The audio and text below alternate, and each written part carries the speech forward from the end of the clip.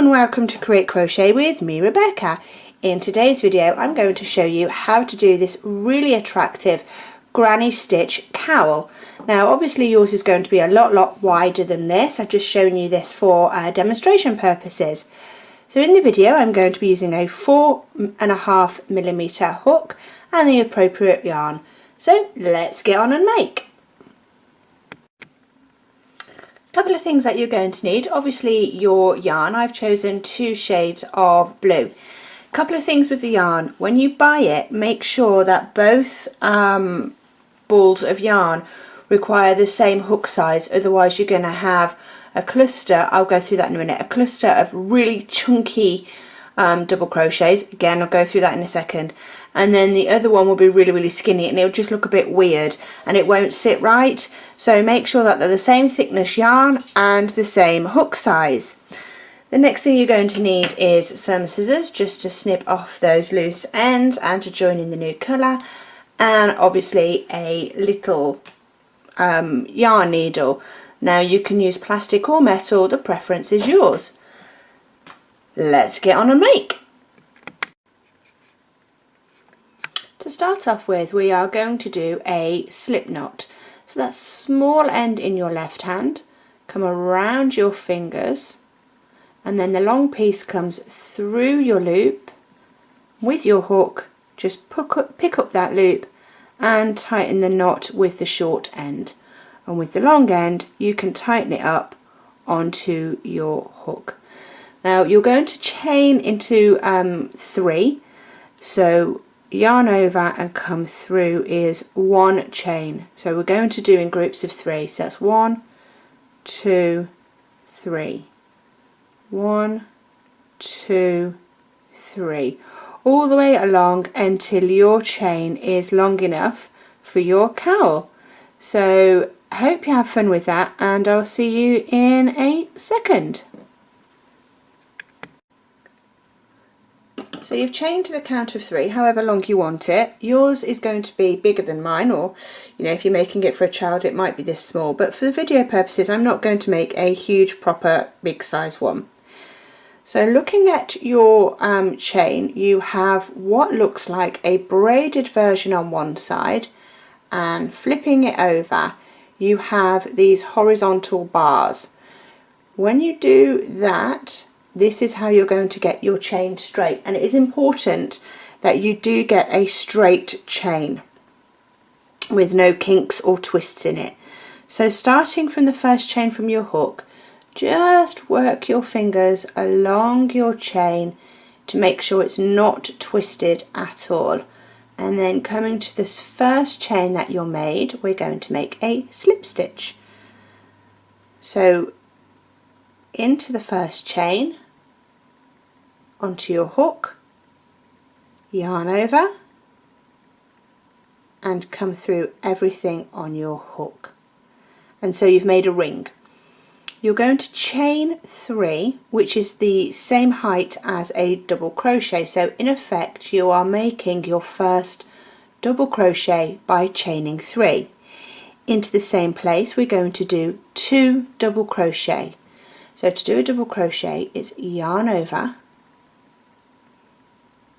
into the same place where your chain is coming out of, come through the chain. So you have 3 loops on your hook. Yarn over, and you're going to take off 2 loops, yarn over and take off 2. And again we're going to do 1 more into the same place to give us a cluster of 3 double crochet.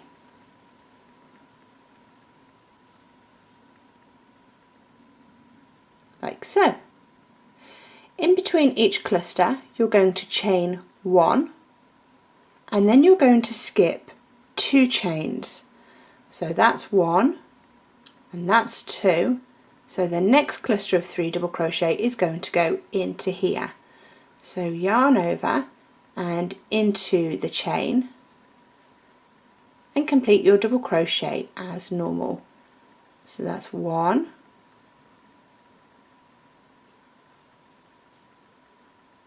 2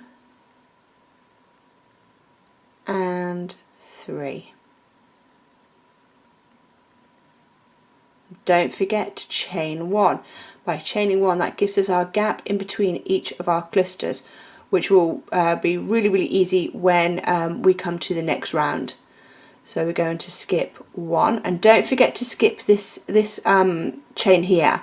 It may look a bit messy and a bit weird, but that's the first one that you want to skip. So 1 and 2, and then into this third one here, we're going to do our cluster of 3 double crochet again.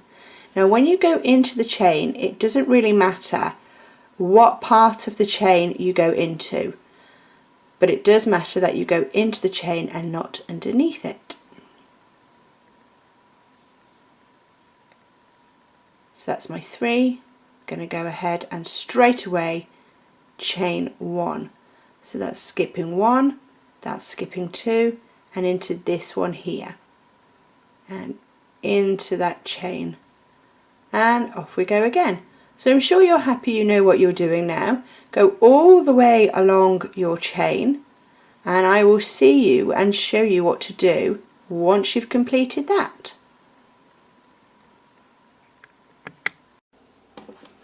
So you've come all the way round, and with any luck you have 2 chains left. That's exactly perfect. And now we need to slip stitch to the top of our dummy double crochet, which is our chain 3. So that's our first chain, that's our second chain, and then this is our third chain.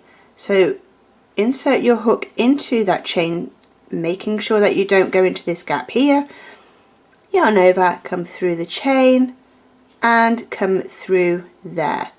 So what we're going to do now is actually fasten off, and I'll tell you why we don't just simply change colours as we do it. So to fasten off, you're going to chain 1. Now, although we have slip stitched, and in theory, you know, that will do it, but I like to make mine nice and secure. So snipping an end off about that size so you can weave it in later. You chain 1, pull your hook up, and just give that a tug. That way now, that stitch is going nowhere. Introducing your new colour. I've already started with a slip knot here. Put my hook in there and just tighten that hook up. And what we're going to do is a standing double crochet. So making sure your work is the right way up, which is that way, because they come down kind of on the squiff. Any gap you want, you're going to go in here, not into the top of any of these stitches, but you're going to go into this chain 1 gap here. Now we're going to do a double crochet. Yarn over. You may want to secure everything with your right hand, so yarn over, straight into that hole there, pull up a loop, yarn over and come through 2, yarn over and come through 2, and that's how you do a standing double crochet, and it just makes things a lot neater than doing a chain 3.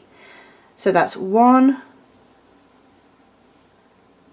and 2 and a cluster of 3 double crochet, chain 1. Always chain 1. I cannot stress that enough. And we're going to go to this next gap here.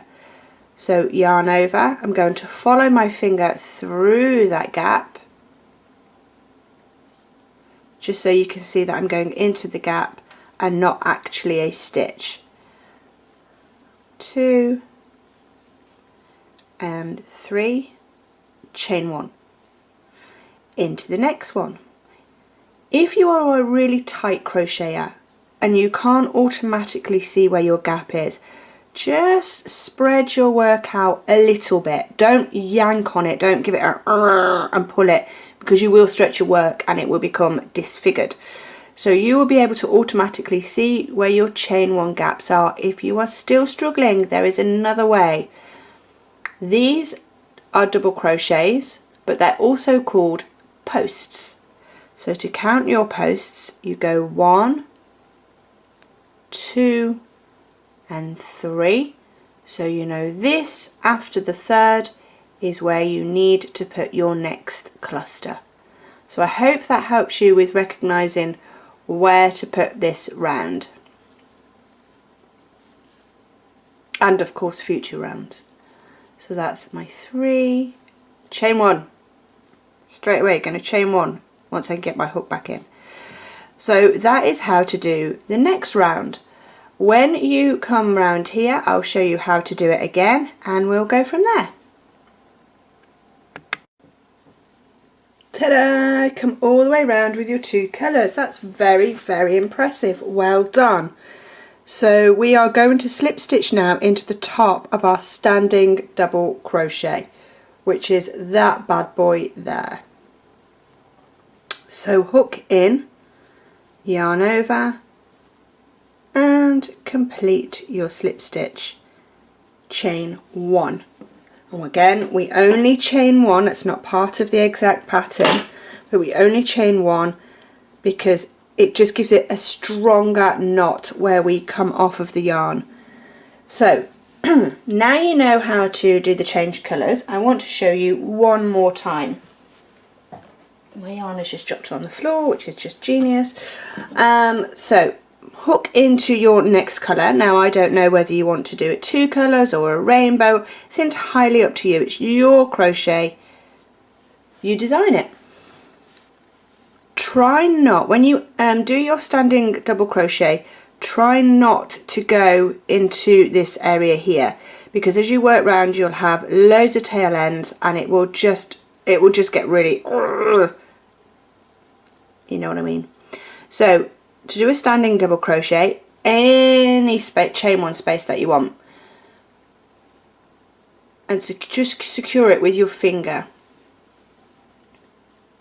into the gap and just do a double crochet as normal, still holding on with my right hand to that work, because otherwise sometimes it has a tendency to slip off. So that's 1, 2 and 3, chain 1, and off we go again. So now what I really want to do is show you how to weave in your ends, because at the end of it you're going to have quite a few. So any thread end that you will, and then you're going to thread it onto your yarn needle. Again, plastic or metal, it's entirely up to you, it's your preference. There are no rules. I'll just take my hook out a second. So this is where my yarn is coming out of, this section here. So what I'm going to do is I'm going to go down the stitch to come out the other end. And you see this loop here? I'm just going to make sure there isn't one. And then I'm going to go up the next stitch, like so, trying to get it through the stitch so that you can't see the needle either side, and coming up and getting rid of this loop here that we've just created, and then down the 3rd stitch, like so. I always find that 3's a winner.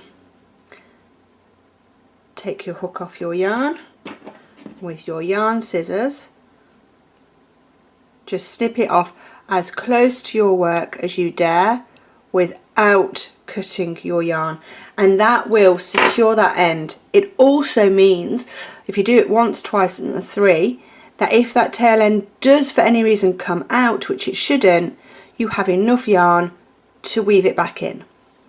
Okay, so off you go again. Thank you very much for watching. My name's Rebecca from Create Crochet. It's been a pleasure to show you this video, and I'll see you soon. Bye my lovelies.